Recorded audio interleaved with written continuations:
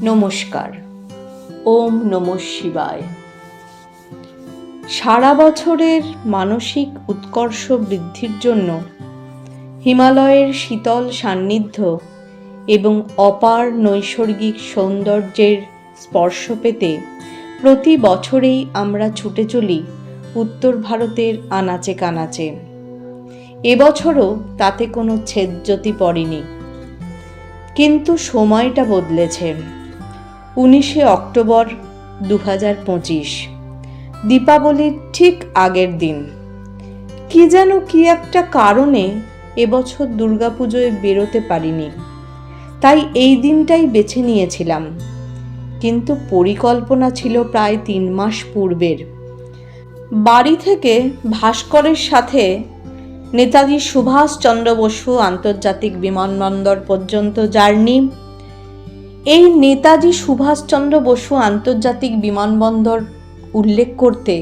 উচ্চারণ করতে আমি বাঙালি হিসেবে খুব গর্ব অনুভব করি। এয়ারপোর্টের লাগোয়া একটা ফুড স্টলে গরম গরম ধোসা দিয়ে ব্রেকফাস্টের রসনা পরিতৃপ্তি করলাম।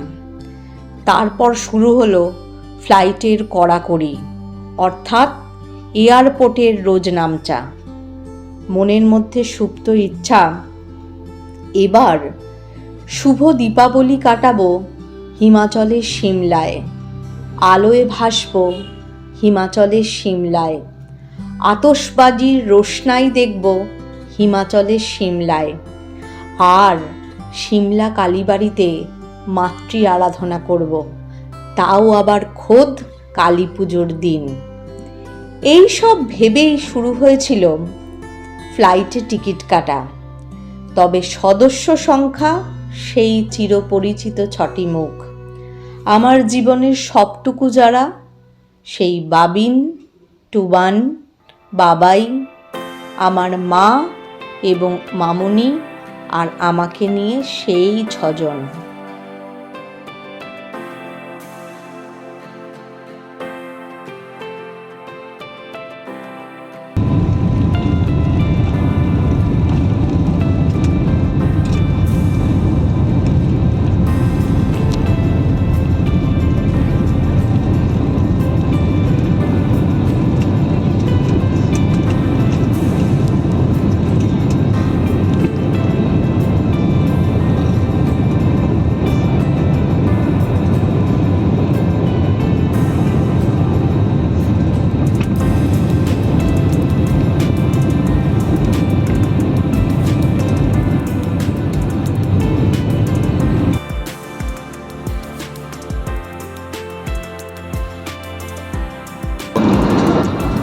রাঁচি ক্রস করে গেছে, বারাণসী আসছে, বারাণসীর পরে কানপুর, তারপর দিল্লি। দিল্লি থেকে আমাদের লেওভার আছে, তারপর আমাদের চণ্ডীগড়ের ফ্লাইট। মানে এই ফ্লাইটেই আমরা চণ্ডীগড় যাব। কিছুক্ষণ স্টে করার পর তারপর আমরা চণ্ডীগড় যাব। এবারে একটা দারুণ এক্সপিরিয়েন্সের কথা বলি আপনাদের। এবারে আমরা ইন্ডিগোতে না গিয়ে এয়ার ইন্ডিয়ার ফ্লাইট চুজ করেছিলাম। সত্যিই অনন্য। সুসজ্জিত বসার জায়গা, প্রতিটা সিটের সামনে মনিটর লাগানো, সাউন্ড সিস্টেম অ্যাটাচড, সঙ্গে প্রত্যেককে একটা করে এয়ার কর্ড দেওয়া হয়েছিল। অত্যাধুনিক এআই পরিকল্পনায় আমরা প্রত্যেকে সিটে বসেই দেখতে পাচ্ছিলাম প্লেনের গতিপথ, উচ্চতা, ডেস্টিনেশন। দারুণ এক্সপিরিয়েন্স হলো।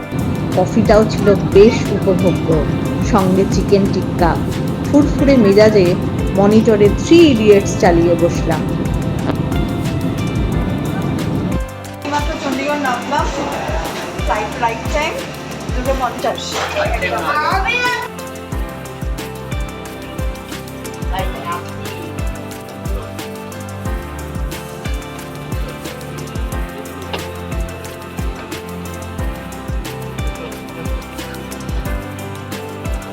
প্রচুর সিকিউরিটি আছে। এটা হচ্ছে ভগৎ সিং আন্তর্জাতিক বিমানবন্দর।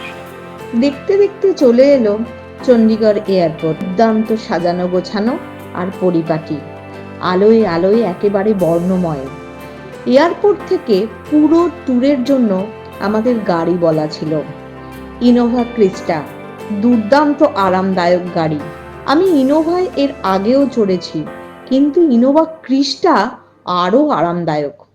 শক্তিজির সাথে প্রথম আলাপে শক্তিজিকে আমার খুব একটা ভালো লাগেনি, কিন্তু আস্তে আস্তে ওনার সাথে উষ্ণ অভ্যর্থনায় শুরু হলো সিমলার পথে এগিয়ে চলা। বেশ ঘন্টা দুয়েক চলার পর মনে হলো এবার ভুরিভোজ না করে আর এগোনো সম্ভব নয়।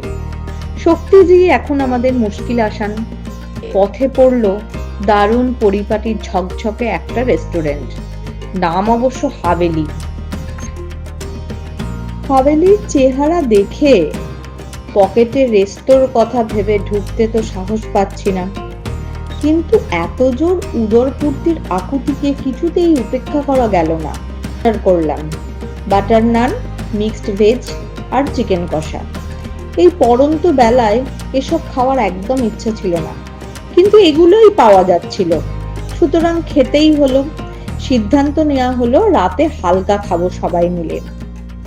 খেয়ে দিয়ে ভুরি ভোজের পরে রেস্টুরেন্টটা দেখতে শুরু করলাম। আর এই দিকে আলোয় ঝলমল করছে দামি দামি সব স্কাল্পচার, স্ট্রাকচার, প্রতিকৃতি দিয়ে একবারে ঝকঝকে চোখ ধাঁধানো কাজ।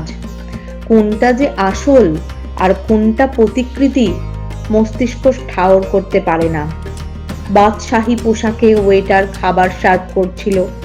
খাবো না দেখবো তাই ভাবছি। এদিকে শক্তিজি মনে করিয়ে দিলেন সিমলা এখনো অনেক পথ বাকি। আজই বাস্তবে ফিরলাম।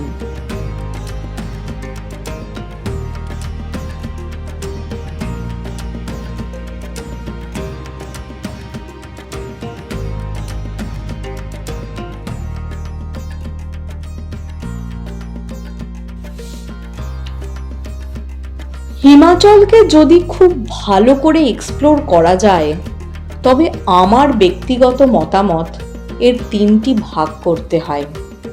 ফার্স্ট, সিমলা, মানালি, কুলু, মণিকরণ, রোটাং, সোলাং, কাসল ইত্যাদি ইত্যাদি। দ্বিতীয়, সিমলা, সারাহান, কল্পা, সাংলা, ছিটকুল, নারকান্ডা এবং চেইল দিয়ে পরিসমাপ্তি। আর তৃতীয়, কল্পা থেকে শুরু হয়ে কাজা, টাবো, নাকো, চন্দ্রতাল, কুঞ্জুম পাস এবং বিখ্যাত সেই ধাঙ্কার মোনাস্ট্রি সহ স্পিতি ভ্যালি, দ্য ফেমাস। আমি দ্বিতীয়টা এবছরের জন্য চুজ করেছিলাম। 11 দিনের পরিপূর্ণ জমাটি একটা নিখাত ট্যুর প্ল্যান। খুব খেটেছিলাম আমি আর বাবাই, এবং বলা বাহুল্য দুজনের তাল মেলে ট্যুরের পরিসমাপ্তিতে ট্যুর হয়ে উঠেছিল জমে ক্ষীর, সুপার ডুপার হিট, অন্তত আমাদের কাছে।